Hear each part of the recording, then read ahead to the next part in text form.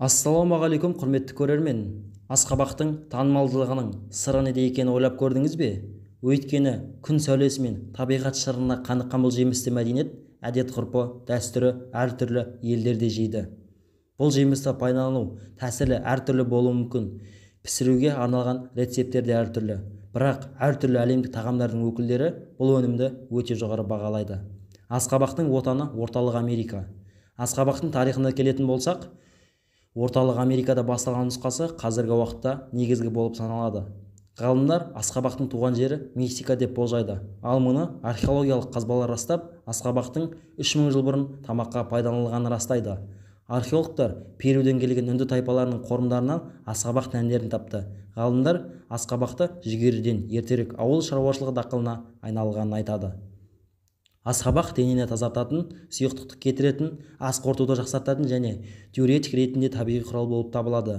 Ол терапиялық диеталар бағдарламаларында көруді, зат алмасуды жақсарту үшін гипертония, туберкулезде қолданылады.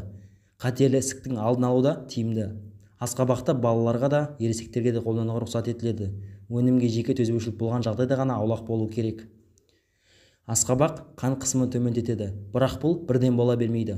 Оң нәтижеге жету үшін оны күнделікті пайдалану керек. Осыған орай бірнеше рецепт ұсынсам: 100 грамм асқабақ етіне 30 грамм мейіз, 30 грамм өндірілген бидай қосып, блендермен ұсақтаңыз.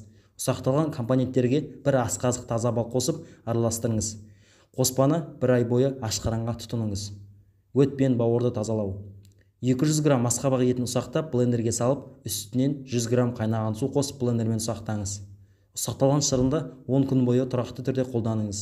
Шырынды қолданғаннан соң 2 сағат ештеңе тұтынбаған жөн. Асқазанның ойық жарасына және жүрекке пайдалы.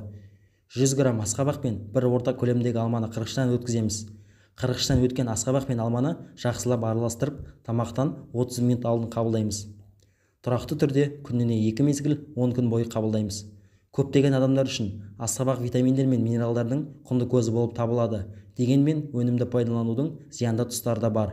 Олар қант диабетінің ауыр түрі, көкөніс жоғары гликемиялық индексі бар тағамдардың тізіміне кіреді. Қандағы қант концентрациясының кенеттен артуын тудырады. Панкреатит. Асқабақ ауруды өршу кезінде ұйқы безі үшін қауіпті, ауырсынуды арттырады. Ішек коликі. Көкөніс кеттен жұмсақ іш жүргізетін әсер мұндай диагнозы бар науқастар үшін жағымсыз. Асқабақ аллергиясы. Көкөніске жеке төзбеушілік болған жағдайда оны толығымен тастауға тура келеді. Сіздермен бірге болған ғажайып әлем. Каналға тіркеліп колокольчикті басыңыз. Видео пайдалы әрі қызықты болса, лайк басып, келесіде қай тақырыпта видео түсіргенімізді қаласаңыз, пікір алаңына жазыңыз.